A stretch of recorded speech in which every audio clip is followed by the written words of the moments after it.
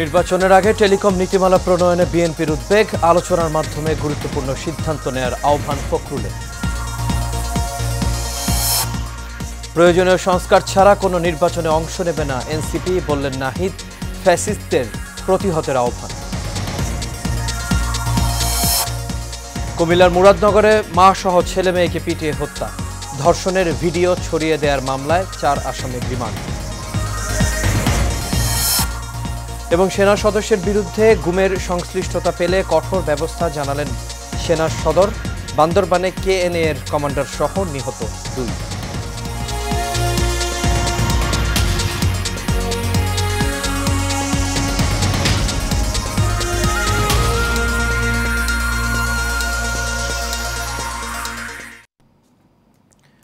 সবাইকে স্বাগত এশিয়ান নিউজে। দর্শক, পুরো সংবাদ জুড়ে আপনাদের সঙ্গে আছি আমি আনোয়ার রাজ। এতক্ষণ শুনছিলেন বিআরবি কেবল ইন্ডাস্ট্রিজ লিমিটেড সংবাদ শিরোনাম। এবার চলে যাচ্ছি পুরো খবর। জাতীয় সংসদ নির্বাচনকে সামনে রেখে জাতীয় টেলিকম নীতিমালা প্রণয়নের পক্ষে নয় বিএনপি। দুপুরে গুলশানে দলের চেয়ারপারসনের কার্যালয়ে আয়োজিত সংবাদ সম্মেলনে এমনটাই জানিয়েছেন বিএনপির মহাসচিব মির্জা ফখরুল ইসলাম আলমগীর।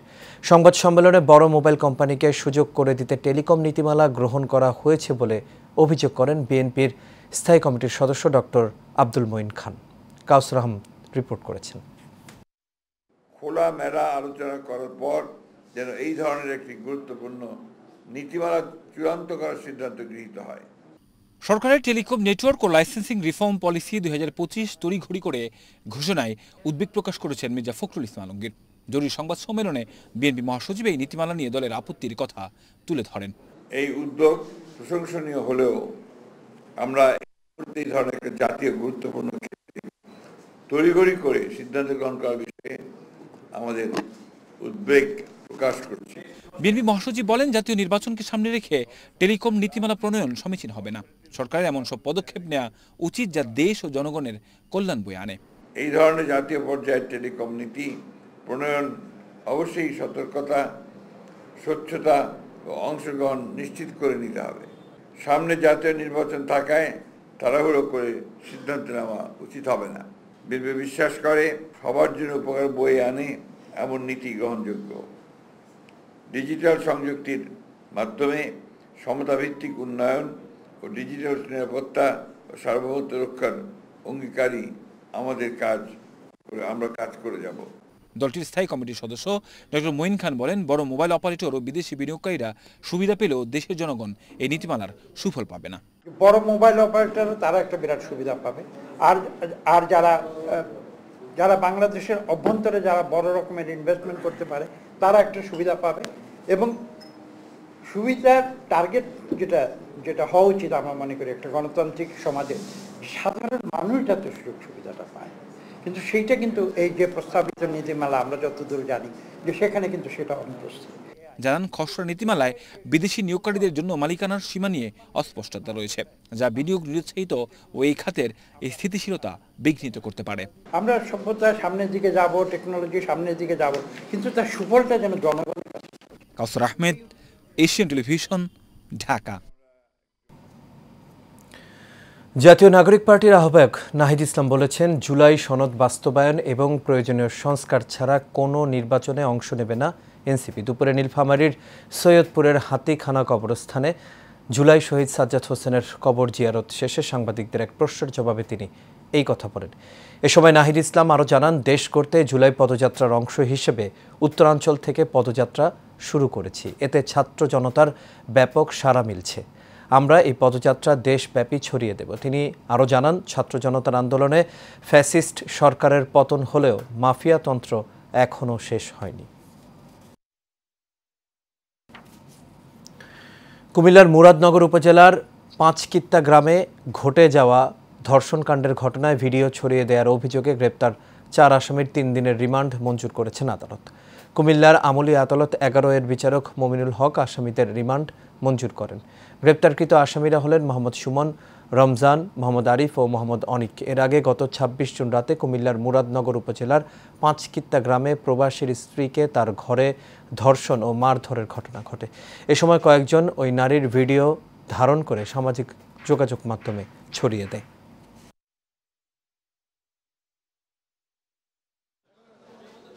7 দিনের রিমান্ডের জন্য বিজ্ঞ আদালতকে আবেদন করেছি। বিজ্ঞ আদালত আসামি পক্ষ এবং পুলিশ এবং বাদীপক্ষের লোকজনের শুনানি শুনে উনি আমাদের 4জন আসামিকে, যারা এই জান্না আমিও 4জন আসামি গ্রেপ্তারকৃত, তাদের 3 দিন করে রিমান্ডের আবেদন মঞ্জুর করেছেন। এবং আমরা রিমান্ডের যে প্রসেস হাইকোর্টের নির্দেশনা বলে অনুযায়ী তাদেরকে আমরা হাসপাতালে প্রাথমিক চিকিৎসা করে রিমান্ড নিয়ে জিজ্ঞাসাবাদ করে আবার প্রাথমিক চিকিৎসা করে আমরা জেল হাজতে প্রেরণ করব। গুমের ঘটনায় কোনো সেনা সদস্যের সংশ্লিষ্টতা প্রমাণিত হলে তাদের বিরুদ্ধে কঠোর ব্যবস্থা নেওয়া হবে বলে জানিয়েছেন মিলিটারি অপারেশনস ডিরেক্টরের colonel staff colonel Mohammad Shafiqul Islam. দুপুরে ঢাকা সেনানিবাসের অফিসার্স মেসে আয়োজিত এক প্রেস ব্রিফিংয়ে এই কথা বলেন তিনি। নির্বাচন কমিশনের পক্ষ থেকে এখনও কোনো নির্দেশনা আসেনি, তবে নির্দেশনা পেলে সেনাবাহিনী অবাধ ও সুষ্ঠু নির্বাচনের জন্য প্রস্তুত রয়েছে বলেও জানান কর্নেল মোহাম্মদ শফিকুল ইসলাম। তিনি এ সময় আরও জানান, জুলাই আগস্ট আন্দোলনে যেসব অস্ত্র লুট হয়েছে তার মধ্যে প্রায় 80% ইতোমধ্যেই উদ্ধার করা হয়েছে।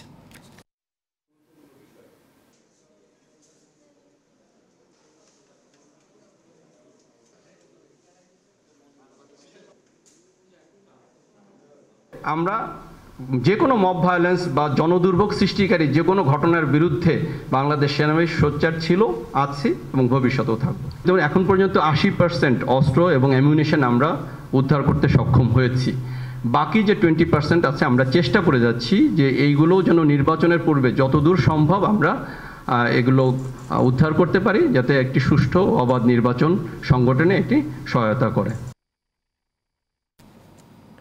বান্দরবানের রুমা উপজেলার দুর্গম পাহাড়ে সেনাবাহিনীর অভিযানে কুকিচিন ন্যাশনাল আর্মি KNA এর কমান্ডার সহ 2 জন নিহত হয়েছেন।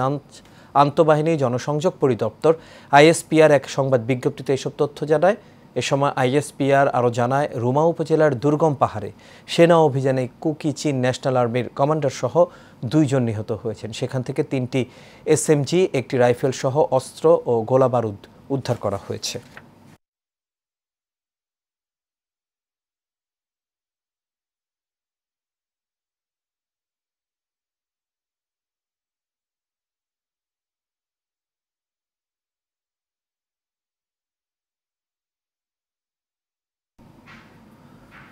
জুলাই আগস্টের গণ অভ্যুত্থানে গত 5 আগস্ট রাজধানীর চানখারপুলে 6 জনকে হত্যা মামলায় পলাতক DMP কমিশনার হাবিবুর রহমান সহ 8 জনের বিরুদ্ধে অভিযোগ গঠনের আদেশ 14 জুলাই দুপুরে বিচারপতি গোলাম মুর্তুজা মজুমদারের নেতৃত্বাধীন 3 সদস্যের আন্তর্জাতিক অপরাধ ট্রাইব্যুনালের আদেশের জন্য এই দিন ধার্য করেন। এর আগে একই দিন আলোচিত এই মামলায় কনস্টেবল সুজন সহ 4 জনকে ট্রাইব্যুনালে হাজির করা হয়। সেই সঙ্গে মামলার অভিযোগ থেকে অব্যাহতির আবেদন করেন সব আসামিরা।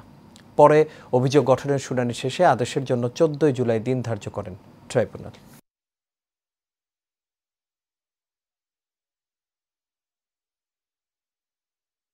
পক্ষে চিফ প্রসিকিউটর জনাব তাজুল ইসলাম চার্জ হিয়ারিং সম্পন্ন করেছিলেন।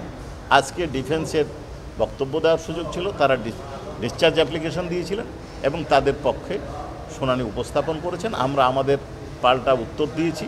অনারেবল ট্রাইব্যুনাল সব পক্ষকে শুনেছেন এবং চার্জ ফ্রেম হবে বা হবে না এই বিষয়ে আদেশ দানের জন্য আগামী 14 জুলাই দিন ধার্য করেছেন।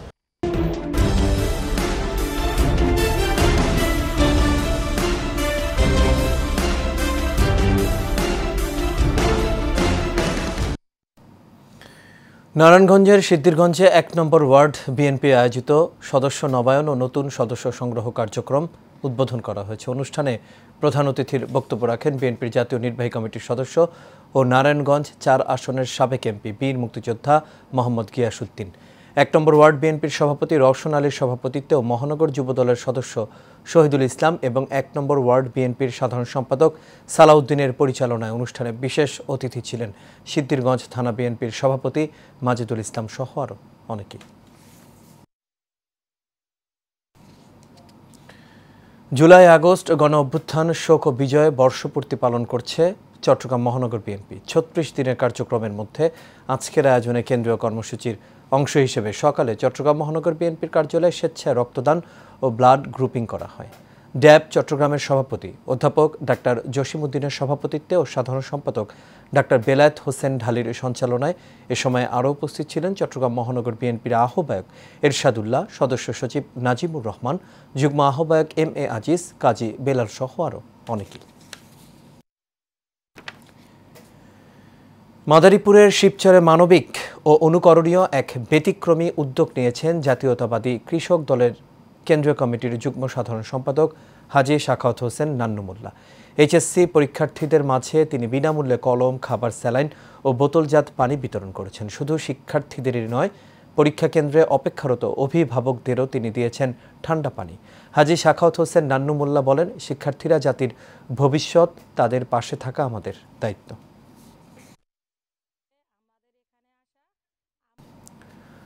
ঢাকার দোহার উপজেলার নয়াবাড়ি ইউনিয়ন বিএনপির সাবেক সভাপতি হারুনুর রশিদ মাস্টারের দাফন সম্পন্ন হয়েছে। বেলা 11:30টায় উপজেলার ব্রাহ্মা হাবিব উদ্দিন উচ্চ বিদ্যালয়ের মাঠে জানাজা নামাজ শেষে শিলাকোঠা বাগে জান্নাত সামাজিক কবরস্থানে তাকে দাফন করা হয়। হারুন মাস্টারের এই জানাজা ঘিরে সকাল থেকে দূর দূরান্ত থেকে হাজার হাজার নেতাকর্মী, সমর্থক ও শুভাকাঙ্ক্ষীরা আসতে শুরু করে। জানাজা শুরুর আগে জেলা, উপজেলা, ইউনিয়নের নেতাকর্মী ও আত্মীয় স্বজনরা বক্তব্য রাখেন।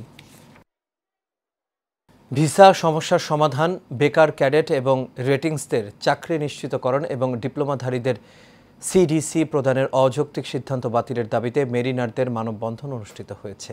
5 দফা দাবি আদায়ে বাংলাদেশ মেরিনার্স কমিউনিটি জাতীয় প্রেস ক্লাবের সামনে এই মানববন্ধন করে।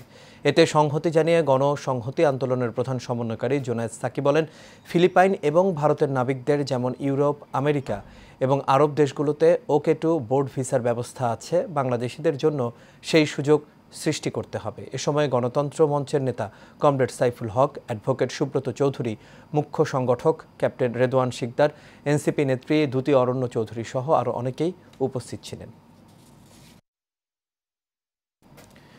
তেজগাঁ শিল্পাঞ্চল থানা বিএনপির পক্ষ থেকে সদস্য ফর্ম নবায়ন কর্মসূচি পালিত হয়েছে। এতে প্রধান অতিথি হিসেবে উপস্থিত ছিলেন ঢাকা মহানগর উত্তর বিএনপির আহ্বায়ক আমিনুল হক। প্রধান বক্তা ছিলেন সদস্য সচিব মোহাম্মদ মোস্তফা জামান। আরও উপস্থিত ছিলেন ঢাকা মহানগর উত্তর বিএনপির সাবেক আহ্বায়ক সাইফুল আলম নীরব, মোহাম্মদ আইনুল ইসলাম চঞ্চলের সভাপতিত্বে এ সময় আরও উপস্থিত ছিলেন আনোয়ারুজ্জামান আনোয়ার, মোহাম্মদ সোলাইমান, মনিরুজ্জামান মনির সহ বিএনপির অঙ্গ সংগঠনের নেতাকর্মীরা।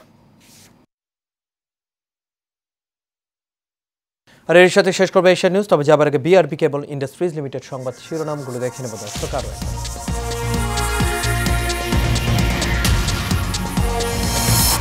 নির্বাচনের আগে টেলিকম নীতিমালা প্রণয়নে বিএনপির উদ্বেগ, আলোচনার মাধ্যমে গুরুত্বপূর্ণ সিদ্ধান্ত নেওয়ার আহ্বান ফখরুলের।